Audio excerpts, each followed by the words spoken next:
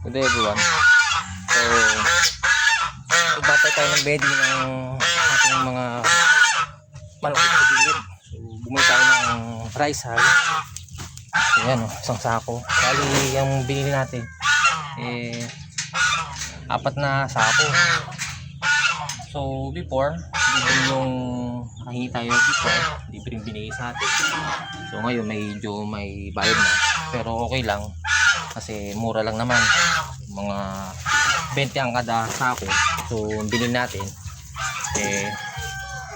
dyan, apat na sako. So medyo sinulit natin kasi dalawang sako ito medyo malaki siya, malapad. So ayan, bait tayo kasi dito pero dito ano yan, medyo hindi na maganda yung ano dyan, wala nang rice hull. Naglagay na tayo isang sako kasi ito naman susunod yung manok natin. So kaninang ano, sama natin si Jerome, siya yung sa kapag bumiti nag-ride ng tricycle, tapos tinulungan tayong mag sako ng rice hull. So ito ay kinakalat natin para hindi langawin ng kanilang ipot. So ito yung ating update sa ating Rhode Island show type. So ayan, malaki na, 3 months na sa atin. Tapos binili natin yan noon ng 1 month and 2 weeks. So bali 4 months and 2 weeks na siya. Malaki na rin sila, tatlo yan, kaso sa kasamang palad yung isa kamatay kasi hindi maganda yung yung pinakalagayan nila. So ayan, tapos dito sa ano na to, hindi nakalagay yung kanilang pagkain na bio 3,000.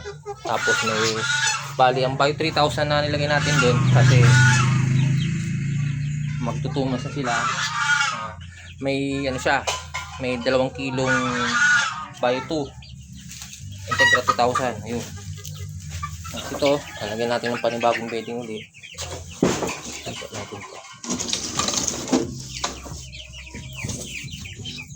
So kailangan natin magpalit ng bedding kasi next week maulan. So ready na tayo. Basta ang pagpapalit lang ng bedding, make sure na ito yun, may naputol, napindot natin. So make sure lang natin na papalit ng bedding tawag doon tuyo yung ating yung rice hull natin, hindi siya basa.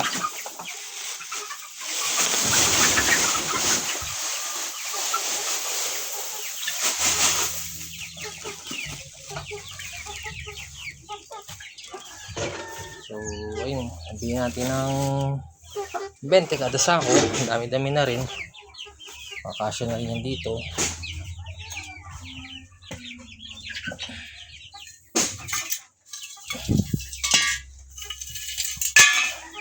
Kalat natin.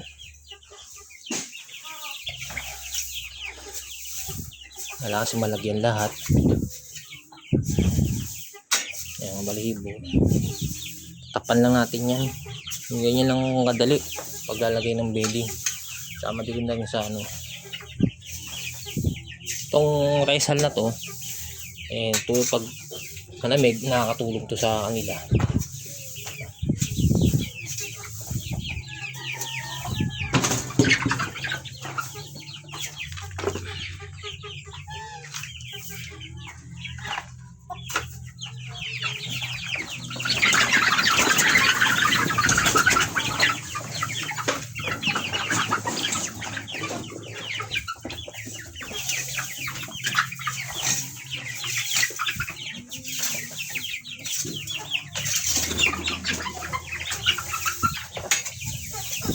Yun lang, yung mga ng kalaykay.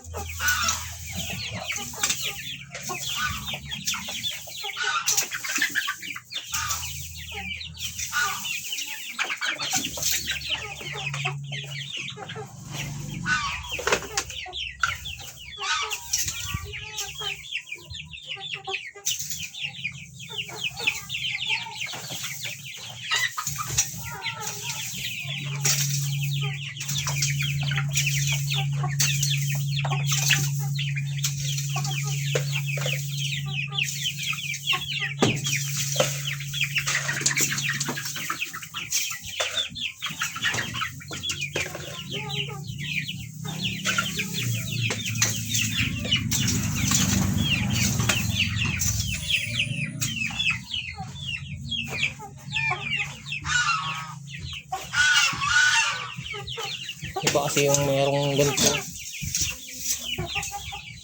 nakakatulong to na hindi mangamoy yung area natin. Kasi pag nangamoy yan, nangamoy itong kulungan nila, nandiyan na yung ano, dalawin sila ng langaw. So, kulang tayo.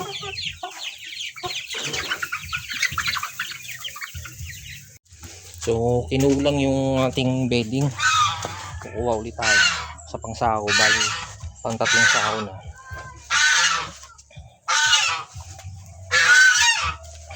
Kasi hindi pwedeng yung kabilang side walang ano, rice hull.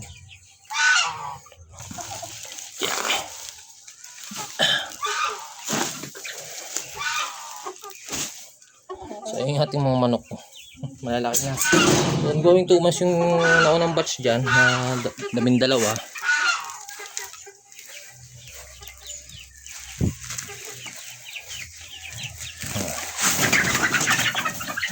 Stress yan. Ayan, kita nyo naman. So nawala-wala yung langaw. Taboy-taboy naman sila ito paano. So malaking tulong. Nasukusod lang natin yung ating mga manok, na itong mga manok na puti na to, ano yan, cross yan ng imported na Rhode Island White dun sa TV farm. So nagsimula tayo fertile egg, yung binili natin kasi hindi natin kaya yung presyo pag matured na o month-old na kasi medyo mahal. Yung kalat lang natin, hindi tayo dito sa gilid.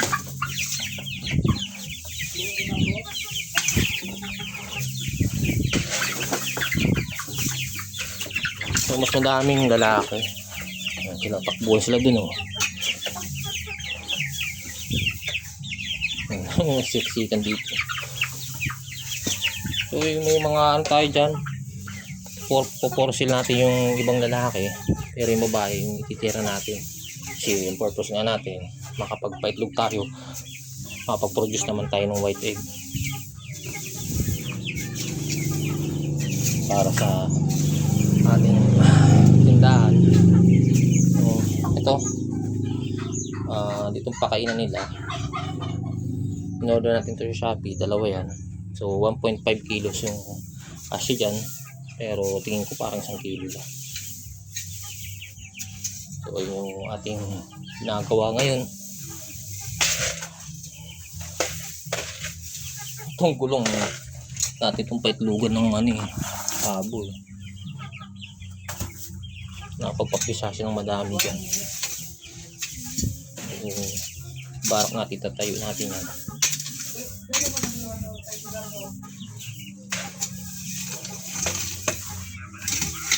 Kala ko 2 sako lang yung kailangan,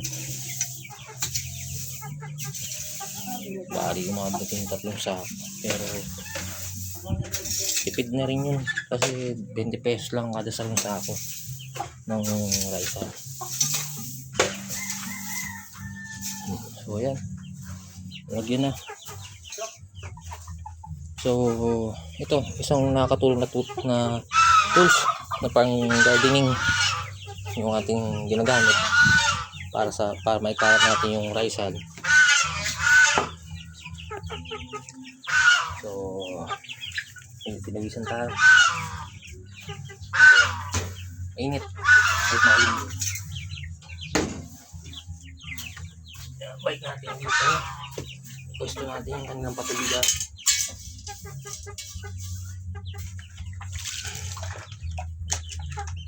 Mamaya, papainumin natin sila ng dito, vitamins, vitamin pro. Mamaya pa, hapon.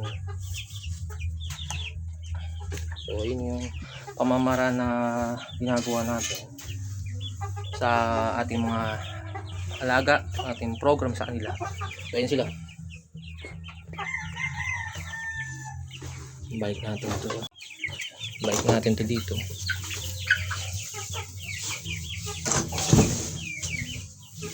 Kasi dito sila minsan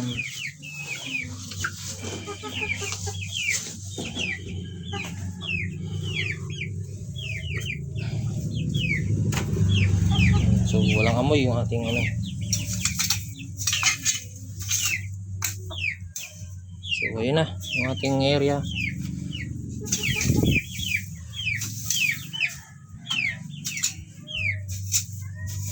Tapos sunod na mga araw pag medyo puno tol ilan lang tayo ng rice hull. Isang buwan to bago natin palitan. So ayun, for sale yung mga lalaki niyan.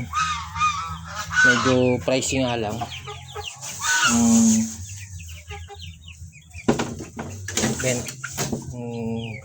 Benta natin, lagyan natin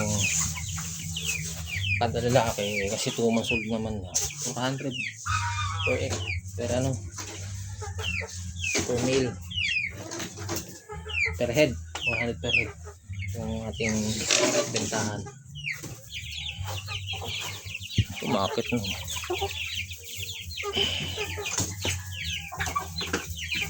Ito, pakulan din natin yung mga ano na yan,